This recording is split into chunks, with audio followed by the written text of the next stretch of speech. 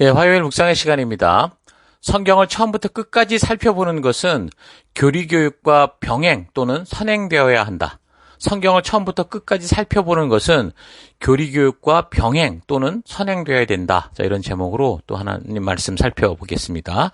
자, 이번 주간 우리가 지금 미가서를 묵상하고 있는데요.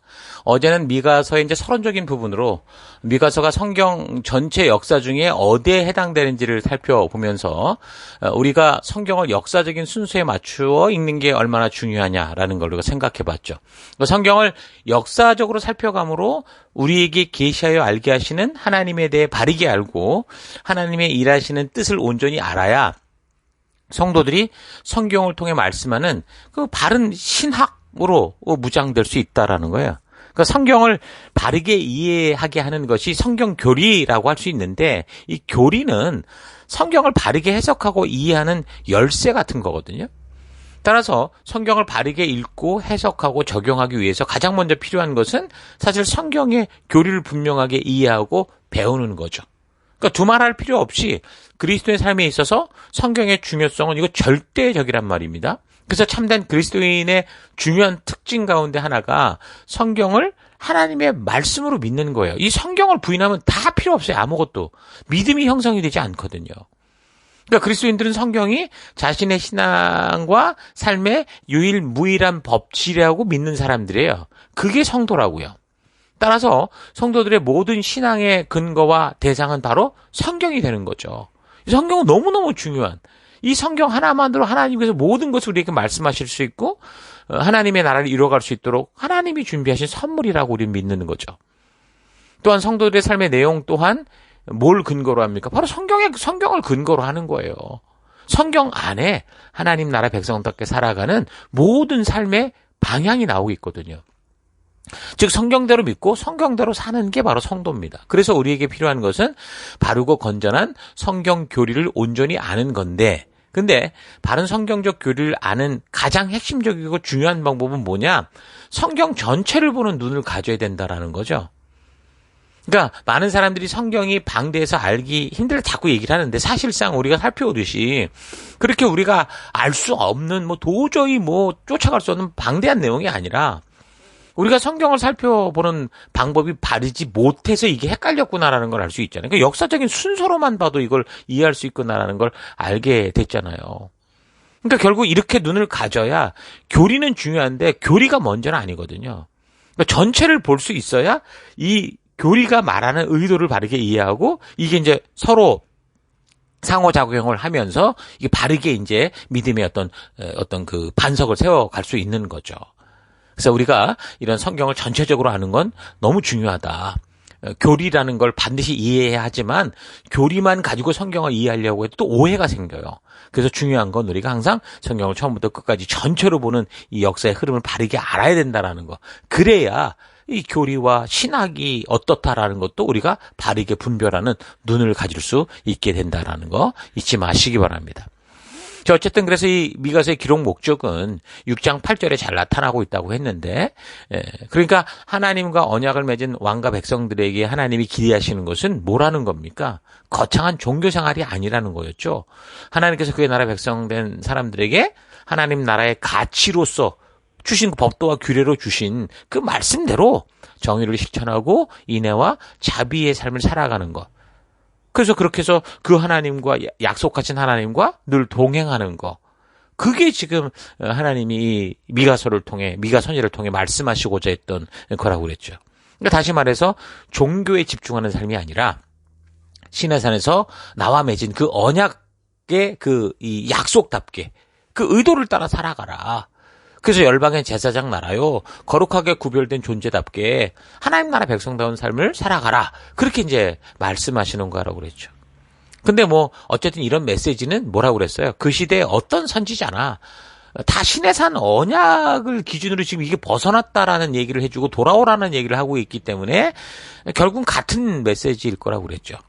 그래서 이 신의 산 언약이라는 거 너무너무 중요하다고 그랬습니다. 물론 이전에 창조의 순간부터 있었던 아담과의 언약, 이렇게 쭉 있었던 아브라함과의 언약, 이렇게 모세와의 언약, 또 노아의 언약, 이런 걸 다 봐도 결국에 모든 그 내용이 다른 게 아니라 결국은 같은 이 하나님의 뜻을 전하고 있는데 그게 좀 더 우리가 볼 수 있도록 성문화되어 있고 이렇게 우리에게 기록해서 주시는 게 바로 시내산 언약이기 때문에 이것만 중요하다는 게 아니라 결국 똑같은 하나님의 마음을 알 수 있는, 우리가 알 수 있는, 읽어서 알 수 있고 교육받아서 알 수 있는 것이기 때문에 이거를 우리가 자꾸 얘기를 하는 거예요. 그래서 이걸 기준으로 우리가 살펴가는 게 중요하다. 시내산 언약을 기준으로 그 모든 선지자들이 이제 그 얘기를 하고 있다라는 거죠. 자, 그래서 오늘 계속해서 미가서의 서론적인 부분을 좀 더 살펴보면, 미가는 이제 예루살렘으로부터 한 3, 40코 떨어진, 밑으로, 남쪽으로 떨어진 가난한 농촌 지역이었는데, 가드 모레셋 출신이었습니다. 그래서 부유한 자들, 권력 잡은 자들이 보통 평범하거나 가난한 백성들을 상대로 저지르는 그런 불의, 탐욕, 이런 거는 삶의 현장에서 그대로 겪고 있었던 거죠. 그래서 저들이 보여주는 비리와 죄악들을 아주 철저하게 그는 경험하고 있었던 사람이다라고 볼 수 있습니다. 그리고 이제 미가는 가난한 농부라고 했지만 보니까 이제 무지한 농사꾼으로 사회가 어떻게 돌아가는지도 모르고 그저 그냥 그게 땅만 보고 사는 사람이 아니라 오히려 국가의 정치적인 사회적인 문제들을 잘 알고 있었던 사람이었던 거죠. 하나님의 말씀의 가치를 알고 있었기 때문이라고 생각을 하는데, 그래서 이제 기득권자들이 가지고 있는, 보이고 있는 그 거짓된 그 불의함들을 다 본 거예요. 그래서 이 사람이 이 기득권자들을 향해서 외치는 그 외침은 굉장히 그 비난이 아주 예리하고 적나라하죠. 자, 그렇다면 미가 같은 경우 이런 문제들을 해결하기 위해서 정치권에 가서 싸우고 지도자들을 각성시켜야 되는데, 근데 지금 상황이 지금 아시다시피 북왕국도 이제 결국 망해 없어지고 남왕국은 점점 썩어가고, 다시 말하면 이제 이 모든 지도자들이 이제는 하나님의 이 부르심의 흐름을 잊은 거죠. 완전히 자기 욕심에 꽉 차가지고 다른 걸 보지 못하니까 미가는 오히려 그런 사람들과 싸우는 게 아니라 오히려 백성들에게, 무지한 백성들에게 이런 현실의 상황이 어떤지를 알리고 선포하는 그런 일을 한 것으로 보입니다. 1장 2절, 백성들아 너희는 다 들을지어다. 땅과 거기에 있는 모든 것들아 자세히 들을지어다. 주 여호와께서 너희에게 대하여 증언하시되 곧 주께서 성전에서 그리하실 것이다. 이렇게 선포하면서 그런 이야기를 하는 거죠. 그래서 미가서의 말씀을 읽다 보면 이 미가 선지자가 전하는 이 메시지의 대상이 북왕국으로 따지면 사마리아의 왕이나 재판관, 제사장, 방백들을 향한 것도 아니고, 또 남쪽의 유다 왕국 같은 경우도 잘못된 것을 질책하는 그런 것도 아니라는 걸 볼 수 있어요. 왜냐면 지금 이 두 나라가 이미 말로 해서는 듣고 돌이킬 단계를 넘어서 버렸기 때문인 거죠. 그래서 이미 돌이킬 수 있었던 그 마지막 어떤 마지노선을 넘었기 때문에 미가가 가서 외쳐봐야 전혀 그들이 지금 회개한다든지 그럴 기미가 전혀 안 보이는 거죠. 그래서 미가는 그 당시 수도권, 다시 말하면 북왕국의 사마리아, 남왕국의 예루살렘이라는 백성들에게 오히려 선포하고 외쳤던 거예요. 그래서 왕과 지도층들, 권력자들의 비리를 백성들에게 하나하나 다 알려서 국민들로 하여금 이제 지금의 위급한 현실을 알고 각성할 수 있도록 그런 사역을 했다고 볼 수 있죠. 하나님께서 미가에게 너는 가서 그 시대 왕에게 외쳐라, 제사장에게, 부자들에게, 권세자들에게 외쳐라, 이렇게 말씀한 게 아니었단 말이에요. 그러니까 이제 미가는 우리 자기가 볼 때는 그랬던 것 같아요. 오히려 그 시대 백성들, 결국은 왕이나 이 리더들도 그 백성들의 그 어떤 지지를 받아서 된 사람들인데, 이 사람들이 지금 속이고 있고 이 사람들이 비리를 저지르고 있으니 이 모든 것을 백성들이 안다면 이 큰 흐름이 결국 닦일 수도 있지 않을까, 그렇게 생각했다고 볼 수 있는 거죠. 자, 어쨌든 백성들은 순진해서 그저 지도자들을 믿어주고 저들과 함께 힘을 모으는 게 중요하다고 보편적으로 생각하잖아요. 그러니까 지금도 요즘에도 서울의 봄이라고 하는 과거 전두환 시절의 그 이야기들이 지금 나오고 있는데, 거기서도 보세요. 다 그냥 뭔가 전체 이 모든 걸 샅샅이 볼 수 없는 백성들 같은 경우는 그래도 백성의 리더인데, 지도자인데, 대통령인데, 국방부 장관인데, 이래가면서 믿어주는 거죠. 그러니까 웬만한 거 정말 이 비리를 완전히 모르는 사람들은 보편적으로 그렇게 흘러가게 돼 있거든요. 그렇게 생각하는데, 근데 순진한 마음과 더불어서 이게 그런 거, 믿어주는 건 좋은 거예요. 서로 믿고 함께하는 건 좋은 건데, 그런데 하나님이 주신 사명 앞에 이게 바르게 가는지 아닌지 이건 분별하는 눈을 가져야 되거든요. 미가처럼. 또 어떤 한 사람만 그게 가고자 하는 목적지를 알고 그 가는 방법을 안다고 할 때 만약에 그 사람이 없어져 보세요. 그럼 어떻게 되겠어요? 길을 잃는 거죠. 우리가 이미 뭐 요아스 왕이나 뭐 또 누구였습니까? 이런 사람들 같은 아사레 같은 이런 사람들도 보면은 그들이 가이드가 있을 때는 괜찮았는데 그게 없어지니까 완전히 방황하는. 결국은 어떻게 돼요? 방황하다가 자기 안전을 위해서 살게 되고 자기 목공의 포도청이라고 자기 본능을 따라 살아가는 그런 존재가 되는 걸 보잖아요. 그래서 어떤 공동체든 몇몇 지도자들만이 아니라 하나님께 부름받은 모든 성도들이 하나님이 왜 불렀는지를 알고 그 부르심의 목적과 방법, 우리가 이것을 읽어가고자 한 약속을 안다면 그러면 그 공동체가 썩지 않을 수 있는 거죠. 아무리 교묘한 머리를 가지고 속이려고 하는 어떤 한 사람이 있다고 해도 백성들의 살아있는 눈이 그걸 바르게 볼 수 있는 눈이 있다면 백성도 스스로 바르게 분별해서 거짓된 길로 빠지지 않고 오히려 그 공동체를 온전한 길로 이끌어갈 수 있는 거죠. 여러분 이런 이 삶의 모습이 사실은 오늘 우리 사회도 똑같이 그게 적용돼야 되고 무엇보다 교회 안에도 똑같이 적용돼야 되는 거예요. 한 교회 속에서 이 교회가 나아가는 이 방향, 하나님의 부르심, 그 약속들을 목사만 아는 게 아니고 성도들 한 사람 한 사람 누구나 다 적어도 이 교회에 함께하는 성도라면 그 하나님의 진실한 뜻, 이 교회를 세우신 목적, 이걸 이루어가는 이 교회의 이유를 알아야 되는 거예요. 그래서 그 교회의 존재와 목적, 그 사명을 이루어가는 그 방법에 있어서도 주일날 우리가 왜 이렇게 하고 몇 시에 예배를 드리는데 예배를 마치고 이런 일을 할 때는 왜 이런 걸 하는지 이 모든 것을 몇몇 리더들만 알고 있는 게 아니라 성도 모든 사람, 각 사람이 다 알아야 된다는 거죠. 그래서 그 목적과 방법, 그 약속을 바르게 알면 그 다음엔 이 교회 모든 사람이 사역자가 되는 거잖아요. 그게 건강한 교회라는 거예요. 신실한 목사가 하나 그냥 자기 몸 희생해가며 뭐 순교하듯이 그렇게 애쓰고 땀 흘리는 거 결코 좋은 거 아닙니다. 오히려 그런 목사들의 역할은 제사장들과 리더들의 역할은 백성들에게 하나님의 부르신 목적과 이것을 이루어가는 우리의 약속의 이유와 방법들을 잘 알리는 그게 바로 건강한 목사고 건강한 교회가 될 수 있는 거죠.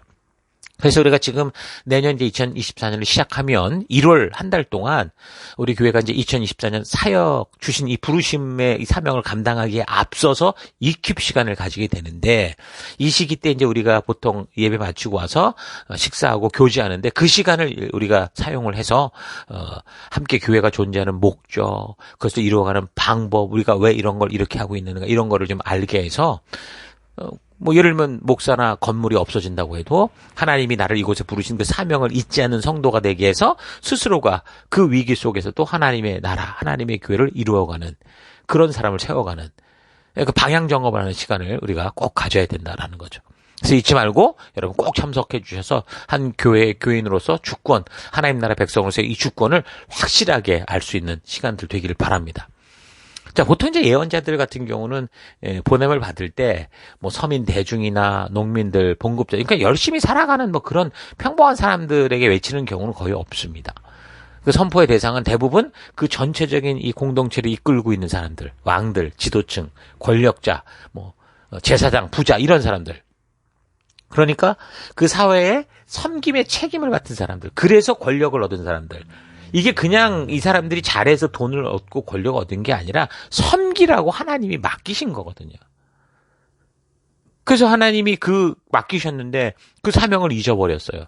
주신 그 하나님의 그런 하나님 주신 권력과 부의 기회를 가져가지고 전부 자기 배를 채우는 하나님 주신 권세로 가난한 사람, 약한 사람, 섬겨야 될 사람 짓밟고 거기다 땅 투기, 집 투기, 뭐 증권 사채 같은 거 통해서 자신의 배만 늘리는 그런 짓을 하기 때문에 보편적으로 그 선지자가 와서 외치고 책망하는 사람들은 그런 사람들이거든요.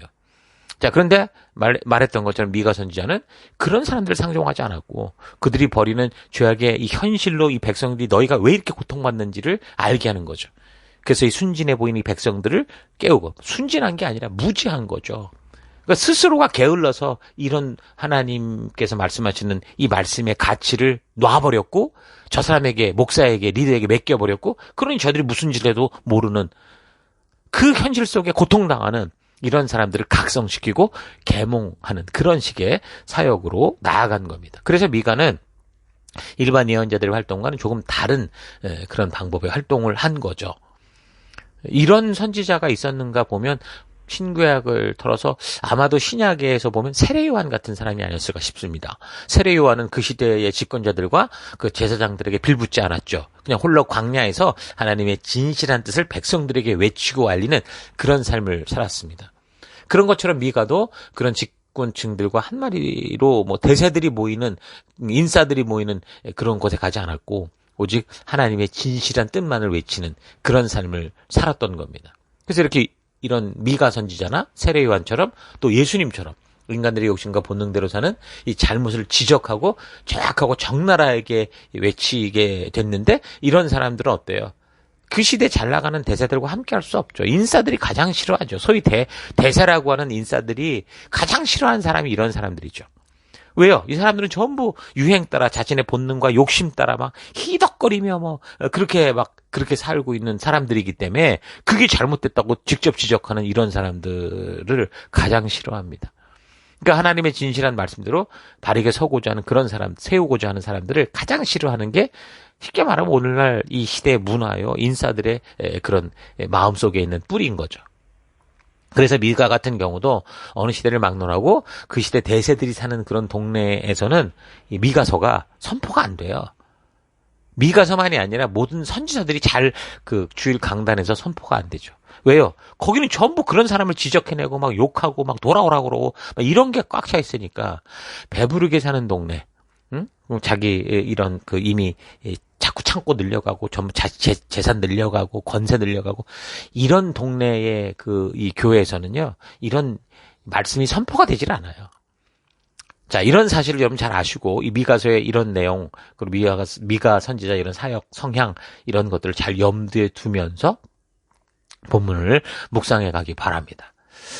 자, 그리고 이제 미가서의 구조를 보면 뭐 예언서들이 가지고 있는 이 공통적인 패턴을 가지고 있습니다. 일반적으로 선지자들이 오면 그 죄를 지적하고 책망하죠.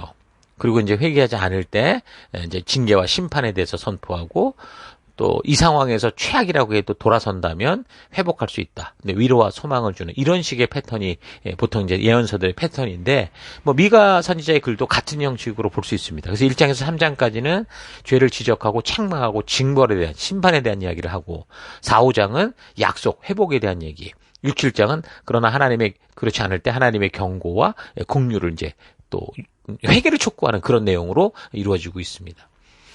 자, 이런 구조를 항상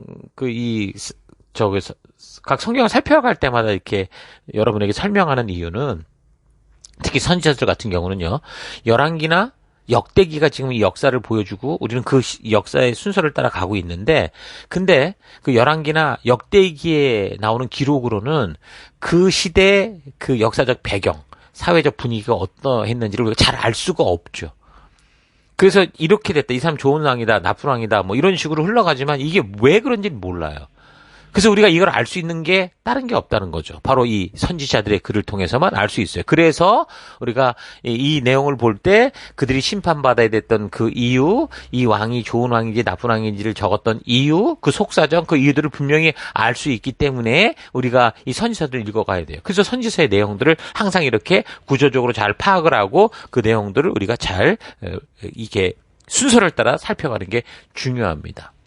미가 선지자는 요담, 아스, 히스기야 왕 시대 활동을 했고, 그래서 그 시대가 어떤 삶을 살았는지, 도대체 어떤 내부 속사정이 있었는지, 그래서 이런 시대가 지나고 얼마 되지 않아 왜 결국 남유다는 망해가게 됐는지, 그 아주 핵심적인 이 단체가 딱 꺾어지는 이 심판의 길로 딱 떨어져 버리는 그 내용들이 바로 이사야서, 미가서 여기에 나와 있는 거죠. 그래서 같은 시대에 활동을 했던 이사야 선지자와 미가 선지자의 활동을 좀 비교해 보면, 이사야와 미가 선지자는 같은 시대적 상황 속에서 예언을 했지만 그들은 각기 독특한 독작성을 가지고 예언을 했어요. 그러니까 미가는 농촌 출신 예언자라고 했었는데, 그래서 미가는 소농민, 가난한 자들을 여호와께서 보호하시는 차원에서 예언을 했다면, 백성들을 각성시키는 예언을 했다면, 이사야 같은 경우는 귀족 출신의 예언자로서 그런 대세 집단 속에서 그 인사들 안에서 주도하는 사람답게 첨예한 국내외 정치 현실을 예리하게 통찰하며 선포하는 걸 볼 수 있습니다. 미가는 이사야보다 더 구체적인 상황 속에서 가난한 자들의 삶을 통해 하나님의 뜻, 그들이 당하는 그 고통을 통해 하나님의 뜻을 통찰하는 그런 모습이었던 거죠. 그래서 동시대 예언자들인 이들은 각자 자신의 특징에도 불구하고 이스라엘 민족의 메시아 대망 사상을 이제 잉태시킨 예언자로 유명해요. 그러니까 예수님에 대한 얘기가 이제 이사야서, 미가서 이런 데서 막 나오거든요. 그 메시아에 대한 얘기가. 어쩌면 이게 당연한 게 왜 그래요? 이제 북왕국도 결국은 불순종 끝에 망했죠. 그리고 남은 유다도 이제 백성의 거룩한 부름받은 백성의 정체성을 잊고 점차 이방의 그 가치에 따라 휩쓸려서 하나님과 맺은 언약과 사명이 아니라 자기들의 만족과 유익을 위한 길, 세상의 길, 멸망의 길을 고집하며 가고 있었기 때문이죠. 그래서 이제 하나님이 어떻게 하는 거예요? 그 고집과 함께 간다면 너희가 죽음으로 간다 경고하시고 돌아오라 말씀하시는 거고, 결국 이들이 그들로 가버리니까, 그러니 하나님은 너희는 그리 가더라도 나는 너희와 약속한 내가 시작한 이 나라를 이렇게 이끌어 갈 거야 라고 하는 미래 이야기들을 하나님이 이끌어 가실 당신의 그 뜻을 계속 얘기하게 되는 거예요. 그러니까 그 안에 다 이제 이 언약이 끝나버린, 언약을 파괴시켜버린 이 백성들이 없어진다면 그 하나님의 언약을 어떻게 이루어가느냐에 있어서, 그래서 이제 메시아의 이야기가 나오고 계속되는 남은 자들의 이야기가 그렇게 해서 이제 선포되는 거예요. 그래서 이런 하나님의 분명한 뜻을 아는 이사야와 미가는 그 당시 북이스라엘 멸망과 함께 남유다도 이런 고집의 길을 걸어가게 되니까 사실 다윗 왕국이 영원할 것이라고 막 그들은 떠들었거든요.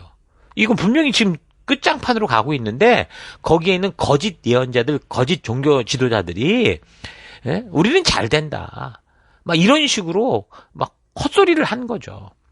뭐 그 시대 누구나 듣고 싶은 얘기인지는 모르지만 그건 하나님의 그런 분명한 약속의 기준으로 볼 때 빗나간 건데 헛소리들을 하고 있었단 말입니다. 그래서 긴박한 하나님의 이런 진짜 하나님의 뜻을 선포하면서 현실에 이 안타까운, 이 쓰러져가는, 이 하나님의 택한 이 나라가 무너져가는 이 너무나도 안타까운 이 현실을 보면서 애타하던 예언자들, 그게 이제 뭐 모든 예언자가 그렇지만 이사야, 미가가 바로 그런 사람들인 거예요. 솔로몬의 죽음과 함께 시작된 그 남북 분열 왕국이 서로 긴장 관계 속에서 계속 완전히 하나는 북왕국은 완전히 이제 이 금송아지로 빠져서 그나마 회개의 기회가 있었던 여로보암 2세 때 막 최고로 잘 살다가 그냥 몰락의 길로 떨어져 버렸고, 유다 같은 경우 비슷한 시기, 남유다 같은 경우 우시야 왕 때 이제 비슷하게 전성기를 맞이하게 되거든요. 영토도 넓어지고 아무튼 굉장히 하나님이 귀한 기회를 주었었어요. 근데 그 우시야 왕의 이 부국강병 정책도 오래가지 못하죠. 왜냐하면 그가 교만했어요. 교만으로 죽으면서 그 허실이 또 드러나는 거예요. 그럼 결국은 뭔가 하나님이 기회를 주시면 잘할 것 같던 사람도 이렇게 무너지는 몰락의 길로 가거든요. 그래서 이제 이 우시야 왕이 죽으니까 유다의 속국들이 이제 점점 어떻게 되는 거예요? 자꾸 이제 독립해 나가고 그렇게 되는 거죠.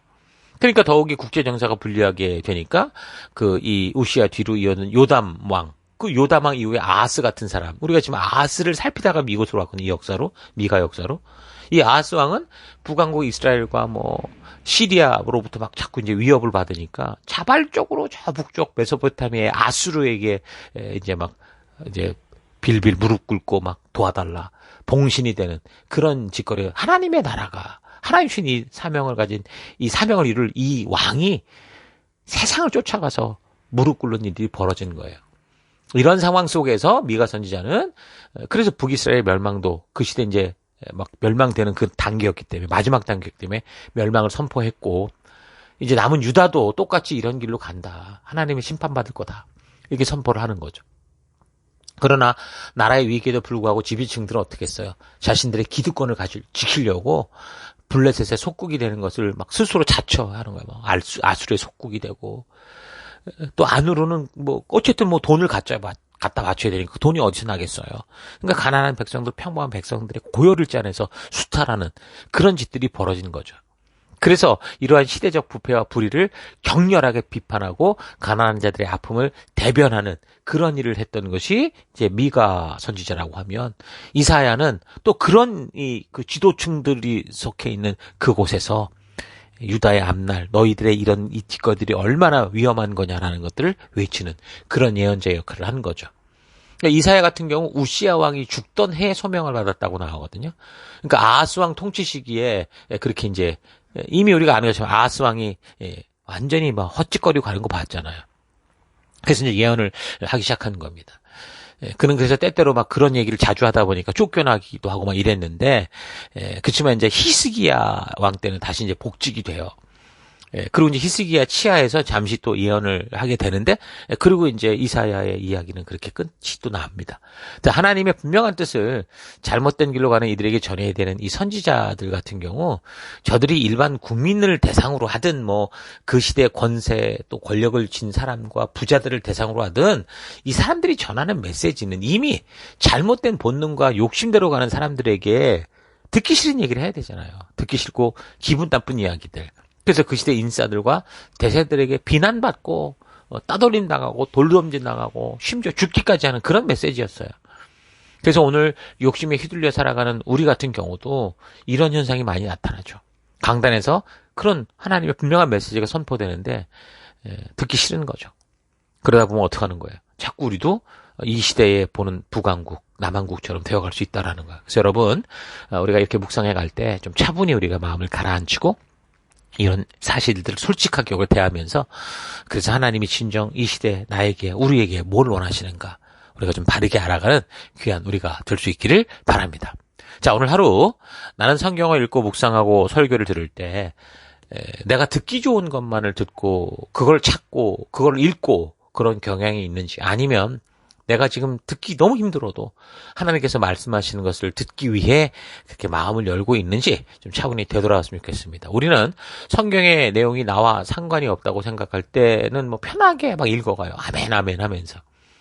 당장 자신의 생존과 이익을 위해 추구해야 되는 그런 현장, 기득권의 욕심을 내가 기득권과 욕심을 추구하는 어떤 그걸 지켜야 되는데, 그런 거 자꾸 지적하는 내용이 있으면 어떻게 돼요?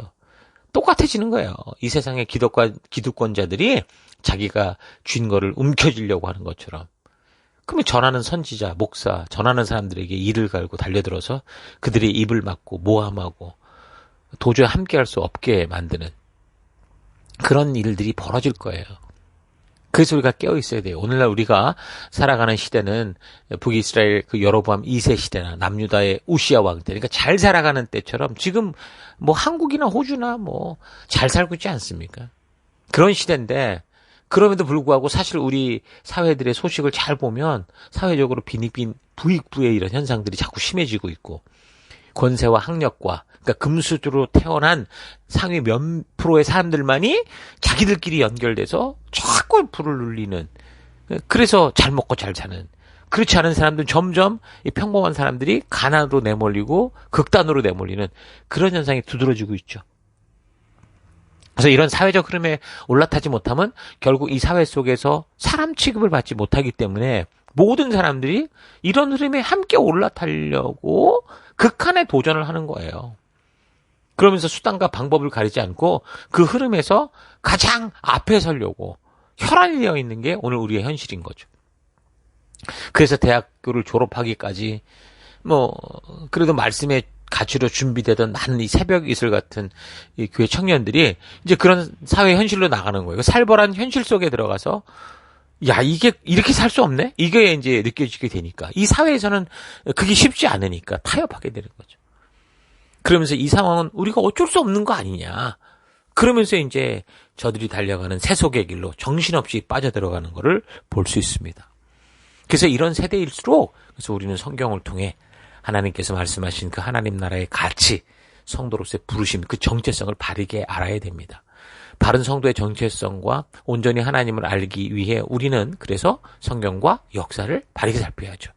성경을 바르게 보기 위해 성경적 교리를 아는 것이 중요하다고 했는데, 성경 교리는 바로 성경 속에 흩어져 있는 내용을 분명한 그 핵심 메시지를 따라 주제별로 조직화시킨 거잖아요. 그래서 성경의 주요 주제들을 체계적이고 조직적으로 종합해 놓은 게 교리라고 할 수 있어요. 그래서 교리는 성경의 가장 중요한 내용들의 핵심이자 요약이라고 할 수 있죠. 그래서 성도가 해당 주제에 대한 교리를 알 때 그 주제와 관련된 성경의 많은 구절들을 바르게 해석할 수 있는 열쇠를 가지게 되는 건데, 여러분 그렇다면 가장 먼저 중요한 거는 뭐예요? 성경을 전체적으로 다 볼 수 있는 눈을 가져야 된다라는 거예요.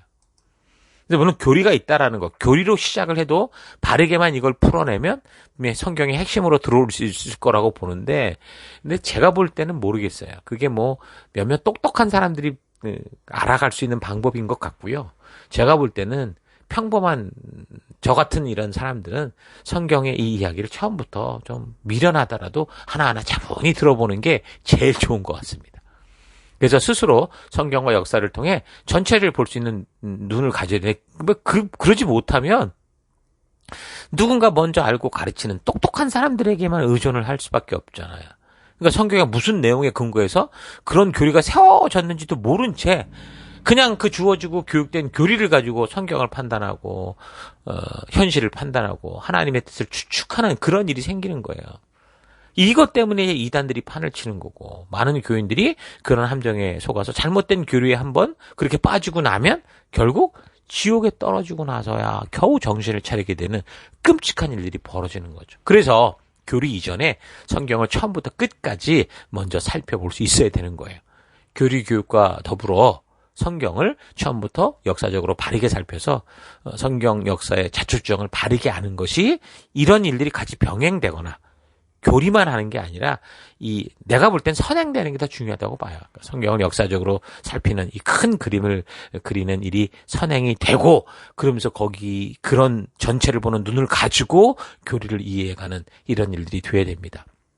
그래서 선지자들이 담대히 하나님의 뜻을 전할 수 있었던 것도 그런 거예요. 저들이 하나님의 역사하심을 처음부터 끝까지 온전히 알았기 때문에 그래요. 그래서 그 하나님의 진심, 그 진정한 의도를 알았기 때문이에요. 그래서 각자가 살아가는 삶의 현장에서 내가 성실한 복음의 일꾼, 열방의 제사장, 거룩한 백성이 될 수 있는 길도 오직 하나라는 거죠. 성경과 역사를 통해 하나님의 진심을 바르게 하는 거, 하나님의 의도를 만나는 거, 거듭나는 거예요. 자, 이런 사실 잊지 마시고 우리에게 주어진 삶의 현실 속에서 핑계와 변명 없이 성경과 역사로 깊이 들어갈 수 있는 여러분과 제가 되기를 주 여러분으로 축원합니다. 오늘 하루도 힘내십시오. 잠시 기도하겠습니다. 하나님께서 하나님의 뜻을 전하라고 선지자들에게 말씀하실 때 저들이 하나님의 어떤 말만 전하는 녹음기 같은 존재가 아니라 하나님의 역사를 알기에, 하나님의 진심을 알게 되어 그 사명의 현장에서 하나님의 가슴을 가지고 외치는 것을 볼 수 있는데, 이 시대 그런 왕같은 제사장이여 거룩한 나라여 하나님의 소유된 백성으로 부름을 받아놓고서도 하나님의 진심이 담긴 성경을 소홀히 하며 미루는 삶을 산 것을 회개합니다. 성도들에게 중요한 성경을 바르게 알게 하기 위해 성경 교리에 대한 교육을 받아야 되지만, 더불어 좀 더 선행적으로 성경과 역사 전체를 통해 하나님이 누구시고 어떤 일을 해오셨는지 그 자초지종을 먼저 아는 것이 중요하다는 사실을 잊지 않고 부지런히 이 성경과 역사를 살펴가는 내가 되기 원합니다. 하나님의 뜻을 전하는 선지자들의 말을 듣고 이를 갈며 하나님께 반항하는 삶이 아니라 그 말씀들이 나의 잘못된 삶을 바르게 잡고 나의 세계관과 가치관을 온전하게 바꾸어가는 말씀의 가치대로 변화되는 삶을 날마다 살아가는 내가 되길 원합니다. 하나님, 주님의 그 놀라운 역사를 기록으로 주신 이 거룩한 하나님의 성경을 붙들고 하나님 거룩한 믿음의 길을 달려가는 내가 되기를 간절히 바라옵고 예수님 이름으로 기도했습니다. 아멘.